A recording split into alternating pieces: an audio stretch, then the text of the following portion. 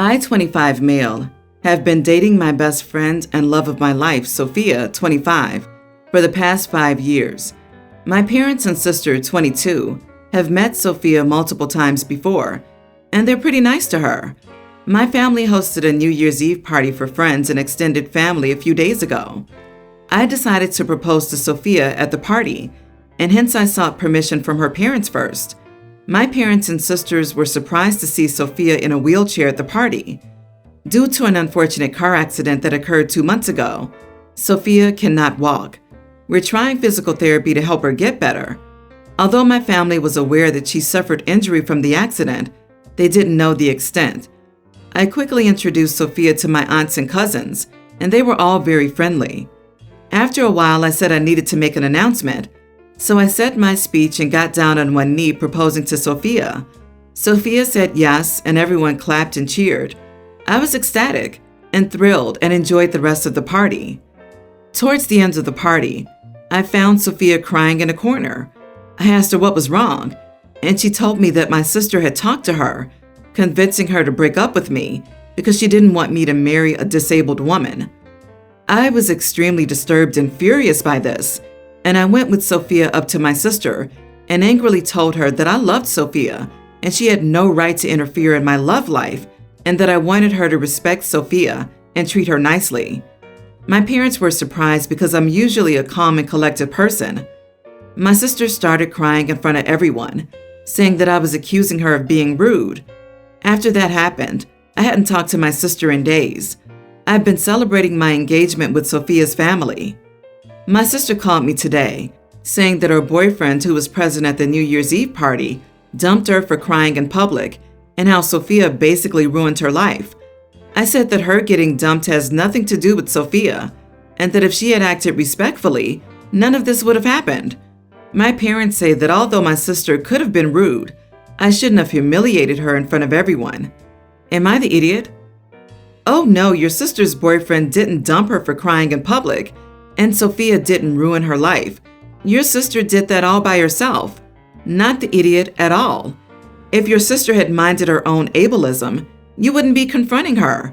I'm pretty sure the boyfriend didn't dump her just because she cried, but rather because he realized in sickness wasn't something your sister would vow for. Pretty sure your sister was dumped by her boyfriend for being a witch, saying what she did to Sophia. Your sis ruined her own life. You didn't. Sophia most certainly didn't. And it sounds like your parents missed the boat on raising her, because in what world would your sister going to your fiancé and making such a hateful comment not completely justify your reaction? Congratulations on your engagement. Oh, she's crying because you got mad she's trying to break up a relationship because your SO is in a wheelchair? What on earth? Who ruins the night of someone's proposal? Who tells a disabled person that they don't deserve their partner? And then she blames you for her boyfriend leaving her because she cried? Your sister has some issues, dude. And if your family's trying to put an ounce of the blame on you, so do they. Cut them off. Talk to a therapist about your upbringing just to be safe. I'd love to know what exactly your sister said to your fiancé. I doubt it would change my opinion, but I'm just so nosy. Seriously though, how dare she? It was something along the lines of, get lost from my brother's life before he ends up marrying a disabled woman. Naturally, this made me extremely angry, and I really couldn't control my anger, which is why I got mad at my sister. I will sit down and talk with my sister whenever she's ready. As for now, she's extremely mad at me and is demanding an apology from my fiancé. I will not allow my fiancé to apologize when her feelings were the ones hurt. I, 34 male, am married to Izzy, 32 female. We've been married for 5 years, and things have been good. However, she's 36 weeks pregnant, and she has been especially clingy and worried throughout her pregnancy. A few days ago, an old friend from uni messaged me and asked if I wanted to meet up because he was in my state. For some more context, this friend and I used to be extremely close. He helped me through a lot of stuff and was overall a great influence in my life at the time. Unfortunately, though, he had only traveled over to America for school, and after uni, he went back to Britain, so we lost most contact with each other over time. I, of course, agreed to meet him because I did want to know how he'd been, and hopefully have more contact with him now that we were older. Izzy didn't agree with this, though, saying that she could go into labor while I was gone, and she didn't trust him because she had never met him. Izzy has never shown any signs of going into labor and constantly says that she's still having regular symptoms and is estimated to go into labor in 3 weeks. To try and appease her, I asked if she wanted to come with me, which she declined. With all of this in mind, I decided to leave anyway because he wouldn't be here for long, and it wasn't just something I could reschedule at a later date. We only got to talk for an hour or so, but it went good, and hopefully I'll be talking to him more. But Izzy is still being extremely cold towards me, saying that I shouldn't have left and prioritized meeting an old friend I hardly even talked to over her. I didn't think I was prioritizing the meeting. If the situation had been even a bit different, Izzy having labor symptoms or my friend living here, I wouldn't have gone. I asked my mother about it, and she agreed that I was the idiot here and that my wife should come before an old uni friend. So I don't really know how to fix this whole situation, and I don't think I was really in the wrong. Am I the idiot? Edit. I was about 20 to 30 minutes away, depending on traffic. He agreed to drive further than me with my wife in mind, and my phone was on the whole time, so she could have phoned me if anything had happened or she needed me. Not the idiot. Her fears sound unreasonable, which is to be expected in pregnancy.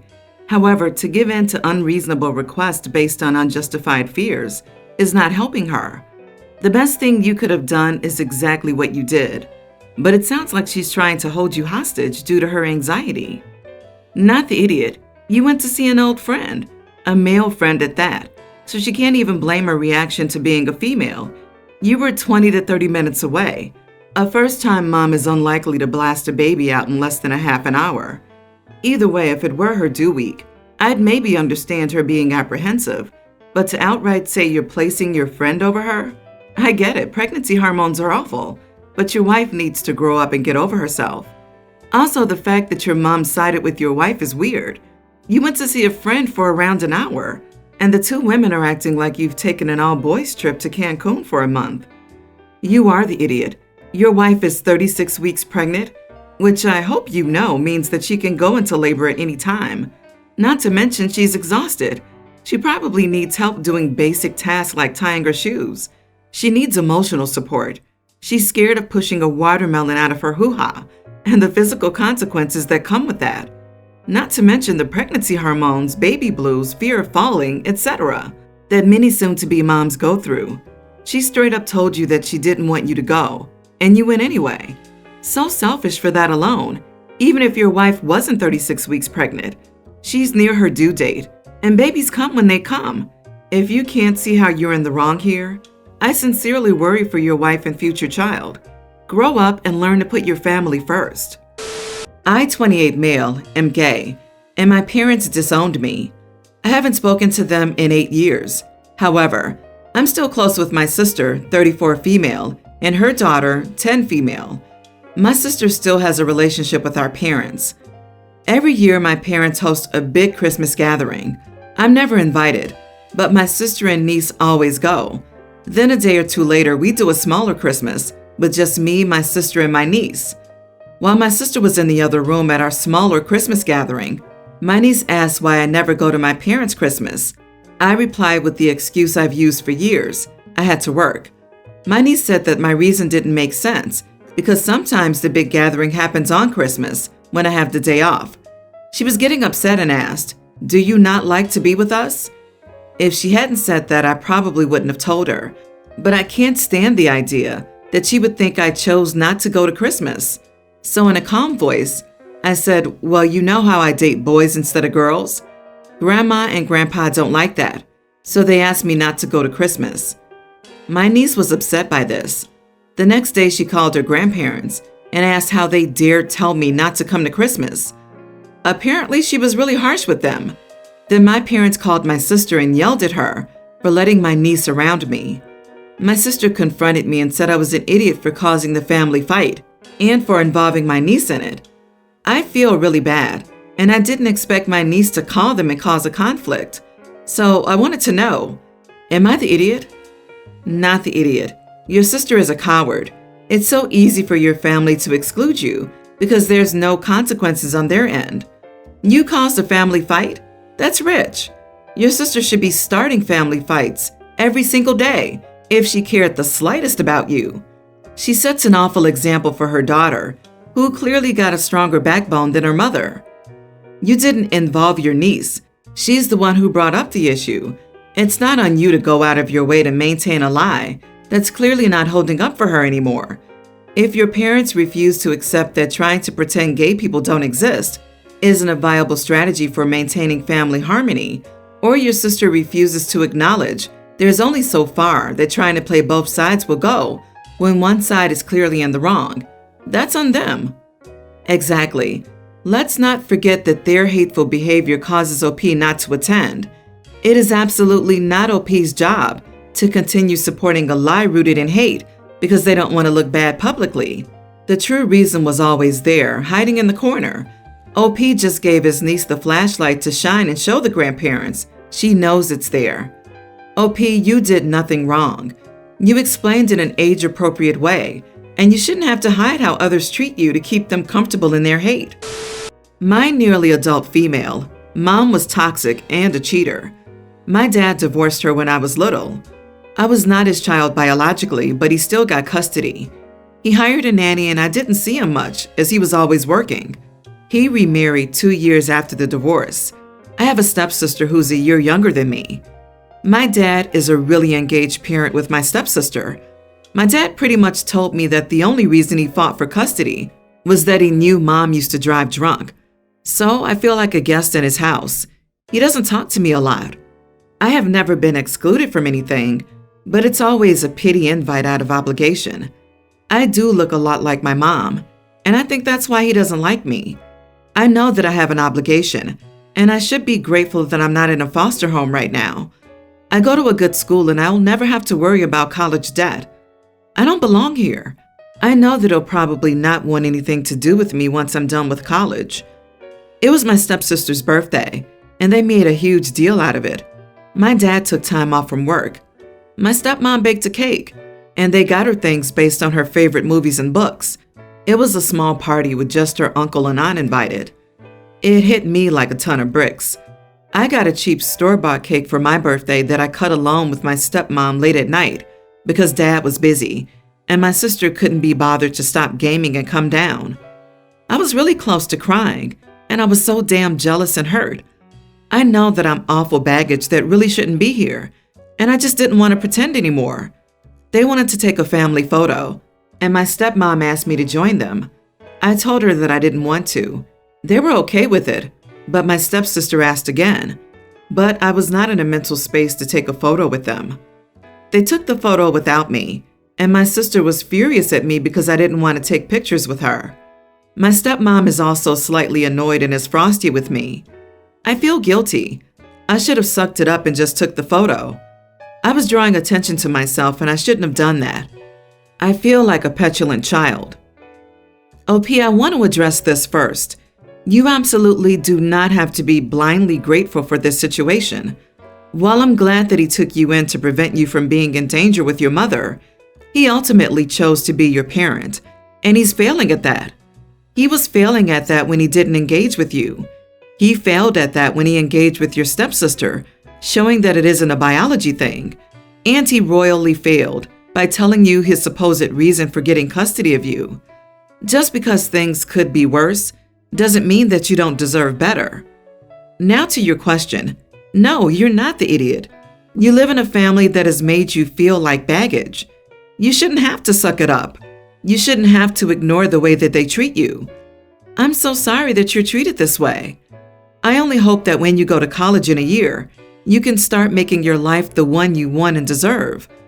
I think it's also possible that the father isn't an affectionate person and is buried in his work, and the stepmom seems to be the one responsible for managing home and family things.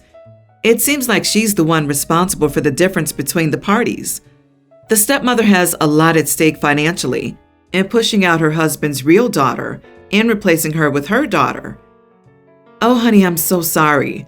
I truly understand how hurtful this is. I was the black sheep of a highly dysfunctional family. But I want you to hear this, okay? You need to know that none of this is your fault. There is nothing inherently wrong with you, and you deserve better. Your parents being unable to fulfill the role of loving and nurturing you is indicative of their deficiency, not yours. You are worthy. You can get through this, and I can tell you there is a world of people out there who are going to love you so much you won't know how to handle it. You have to hang on until you can strike out on your own. Sean is my young teen child, and I am a single mother, 35. Connor, my current boyfriend, and I have been together for 2 years. Sean has disliked Connor for as long as he can remember. He would go upstairs and ignore Connor whenever he came to my place. Even though I let Connor drop Sean off at school, Sean has never once expressed appreciation or bonded with Connor. Connor pretended to be unconcerned by his actions, but I could tell all of it hurt him. I demanded Sean speak with me to resolve the situation. I asked him why he despised Connor so much. He gave a list of various reasons, some of which I seriously doubt. To begin with, he claims that when Connor dropped him off at school a couple of times, he made derogatory remarks about his Asian friend, calling him a little kung pao chicken, etc. Next, Sean mentioned the time Connor didn't give his guinea pig water when he and I were at the beach a year ago. He was house sitting for 3 days. Finally, Sean also mentioned how Connor advised him to man up in several circumstances. I basically told him straight up that I didn't believe anything he was saying. I confronted Connor after that, and he denied all of it. So because Sean lied, I took away his gaming consoles as punishment. I also lectured him about abusing Connor, who might be his new stepdad one day. Sean told his father, my ex, what had happened, so now my ex is cursing at me for being unfair towards my son. Am I the idiot? You are the idiot, a massive one. You're making a mistake a lot of parents make and choosing to believe the partner over their child. It's easier for you to believe your child is a liar than facing the fact that your boyfriend might be problematic and face being single again. Do you know who's a good judge of people? Animals and children. If your son doesn't like him after 2 years, then there's a problem. Punishing him for being open with you is disgusting. Do better. What? You have evidence that your son is telling you the truth with the guinea pig incident at the very least. And as for the other 2 examples, you directly asked him why he doesn't like your boyfriend, and he gave you his answer. Of course your boyfriend is going to deny any wrongdoing. Anyone accused of anything generally does. You're blindly choosing your boyfriend over your own child. You asked your child to share his feelings and then punish him for them instead of taking them seriously? No wonder your ex left you. Don't expect your son to stick around much longer either. You are the idiot, and a crappy mom on top of that. I agree with you, but kids can be vicious, and if OP is so convinced that her son is lying, then maybe there's some truth to that. There's no clear answer here, since she's just hearing both sides and has no proof of either one's guilt. However, putting all the blame on her son and just assuming that he's lying without proof is definitely immature. Sometimes kids make up stuff, but considering the way OP writes, I don't think this is the case because OP sounds toxic and like attracts like.